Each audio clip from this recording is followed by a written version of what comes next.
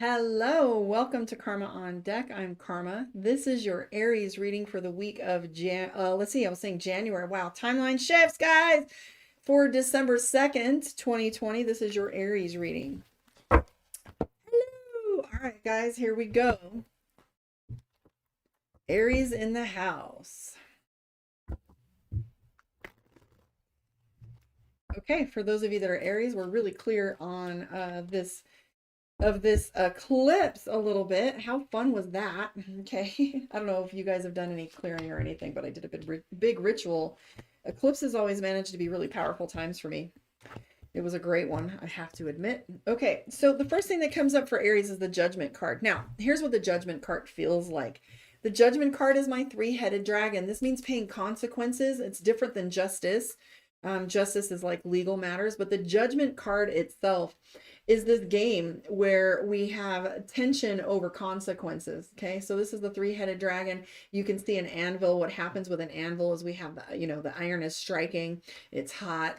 It feels like tense in the room. We're not sure which direction things are going to go, and he's got the hammer here. Okay, so it's about to go down a little bit. This is where your come from is. It's not where you're headed. But we have the Empress card. So here's what's happening with Aries is with the Empress in play. Remember, the Emperor and the Empress both are strong leaders. They're conquering kings and queens. They're not the ones that are just sitting back and protecting the little family. The Empress is a very protective energy. So this is someone that protects house and home. This is someone who protects a kingdom. It protects an ideal. Okay. So the Empress is a very nurturing energy, yet fierce. So though I be tiny, yet I be fierce, right? We've got the Six of Coins, which for Aries, this has to do with ideas. So it's all a very like mental, cerebral place where you're trying to figure out how I can bring these to ground. How can I make these things happen for me? We've got ideas here with this little scale. I don't know if you can see the scale, but he's trying to come up with, what is it I'm going to do next? How am I going to put this in play? The ideas are the mushrooms that we have here. And this is all of us trying to decide like how I can make these ideas pop, how we can put them into motion, into play. And in addition to that, you have the Star card. Now that was a card I didn't get to talk about incongruencies with Pisces, but for you, I feel like the Star card is coming up. Okay. Or it has to do with like not paying attention to, and this is really good for you because a lot of times how you get things done isn't figuring out how to get things done.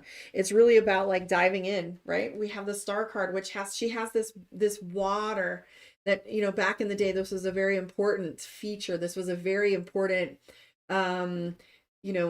life activity for them. They would go to the river or the well and they would get water, and it was like a walk, and they had to go gather this water. Yet she has no function, or she's dumping water rather than gathering because she has her head in the clouds. And so sometimes we get in that phase like, what's the purpose of life? And we're out of balance with balancing work and life and balancing spirituality and the things we need to get done. We get lost in our head, go down the rabbit hole too long.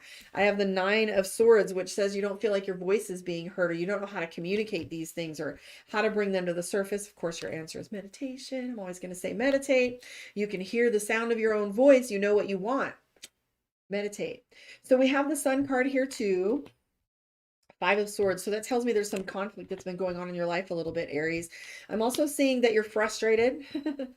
You're frustrated with things not moving forward enough. Yet, unlike Pisces, where Pisces was like, I'm not looking at myself and seeing my progress, you're very clearly looking at like how strong your foundation is and you're fighting for it. Okay. You have the Five of Swords, which is a fight, and the Nine of Wands, which is foundation. And so you see him going up this pathway, and he's got this stairway to heaven here, and he's like, I feel like I'm halfway there, and you're fighting for it. You have the Sun card and the High Priestess. Okay.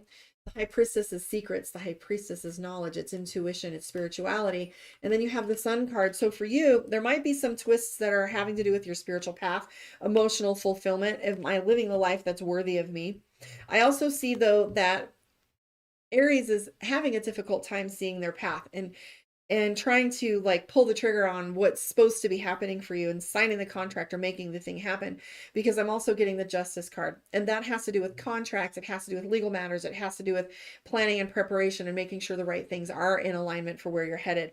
So the theory behind all of this is that Aries is feeling as if they don't have enough clout. They don't have enough experience. So therefore there's a little hesitation with it, but Aries is really ready to jump in the pool. You've got the Queen of Swords, which is walking away from what doesn't serve you. And this card right here has to do with like, I'm not watering a dead tree. And once you make that decision, I'm seeing that it might already be in play. You have the Eight of Cups, which is things moving quickly and rapidly and more of a fulfilling way. And then you have this internal balance. So if you can stay the course, Aries, which I might just change the name of that on my YouTube to stay the course, because you've already made some of these moves. You've already like internally made these decisions and now you need to put them into action. Yet here's the thing for Aries. Aries is not quite sure how they can make it happen with the obstacles that's in front of them. And they have blinders on. So Aries is like, I'm not quite sure how to make this happen. But there's this phrase that's tumbling around in my head and has been for weeks when I did a lot of those life success courses, which in turn caused me to become a coach, because the values and the tools and the skill set that I learned from all of that were so impactful and powerful and changed my life completely, that that's what caused me to become a life coach and to get certifications in hypnotherapy and timeline therapy and NLP, was to bring tools to bear, right? But one of the questions, one of the classes that we took had to do with intention and mechanism. And it's very, very, very powerful. I wish I could show everyone that faith, that knowledge of leap, not leap without looking, like take a plan, but there comes a time or a moment where you decide. And once your intention is clear, your mechanism will appear. And I say it all the time. It's like, just go, just begin, because you can't decide which place to begin. And you have these blinders on. I'm not sure. Like maybe it's time for you to walk on faith a little bit. And that's all I'm going to say about that. Let's pull a card for you from Divination of the Ancients. Sorry, Mystic Dreamer. And let's look at Mystic Dreamer for those of you who have Aries moon out there and see how you're thinking and feeling. Now, for those of you that are still watching, this definitely can apply to your relationships. It's not always just your moon, think and feel, but this can be kind of globally about your relationships. For those of you on my other social media platforms, please join me on YouTube, Karma on Deck. I would love your support there. Please, please come play with me. Book your one-on-one, karmaondeck.com. And also there are classes available. There is a abundance of other services there. There's my Reiki, my channeling services. There's Tarot 101. There's also one-on-one lessons, meditation. If you want to learn, you can just book an hourly session. Thank you. Come find me. And this is your Aries moon and your Aries relationship. Here we go. Seven of Cups. So the Seven of Cups is a card where a woman has all these options in front of her. And I didn't really get those cards in your general spread, but I was channeling a lot of this energy for you. And that has to do with analysis paralysis. She's got so many options that she's not quite sure which area she wants to start with first, but she wants to do all of them. That's like that window shopping shit, like Christmas. Here we go. So much for watching my mouth. But we have the Knight of Cups here too. Very emotional. You're finding yourself, you're making decisions right and left because you feel like you have a little more power when you're making decisions for yourself. Seven of Pentacles, which is timing. So for you, I'm picking up that it's reaping time and also walking away. So reaping, harvest, walking away for things that don't serve you. That was the Queen of Swords in the other deck, right? Your congruency. So this card right here is all about walking away from what doesn't serve you. It's over. You're like, I'm so completely done with a lot of these measures. We do have the Magician, Three of Cups, Queen of Pentacles. I'm also picking up, again, very much emotional. You keep waffling between being emotionally over expressive to being fine with it. And again, look, your Four of Cups, you're not happy with what's going on in front of you and you want things to kind of go back to the way it used to be. Again, to times two, we have the Empress and the Eight of Pentacles, Seven of Pentacles, which has to do with timing. So Pisces had a timing component with them, but it had to do more with playing with the pauses, like staying in the pauses. Yet for you, you're being, excuse me, I'm clearing something there. Whoo! Oh, hiccups come again. So the Empress has to do with timing and a fullness and having to wait. And so again, that's a little bit of energy about stop poking the cake while it's trying to bake. You're going to screw up the bubbles and the fluff. Okay. But I do see that Aries is very deeply concerned about their legacy and how they're moving forward. Pisces is also going to speak a little bit more of what brings them joy. With the Magician in play, that means speak It's also go time. You're at the starting gate right now. Like, take off. We have the Three of Cups, which has to do with celebration, and that's the thing that you wish for next. But there's rookie moves behind you, and you're saying, like, I'm not wanting to make the mistakes I'd made in the past, as shown up by the Page of Pentacles. So, you know, you're being overly cautious with your money, and you are stubborn. So Aries, right now, you have the Hierophant, and that has to do with being stubborn. It also has to do with you playing with these ideas of having, like, you know, who's pulling the strings for you as well. Let's pull a card for you from Mystic Dreamer. This was Mystic Dreamer. Divination of the Ancients, and see what your card is for the week, guys. Thank you for hanging out with me.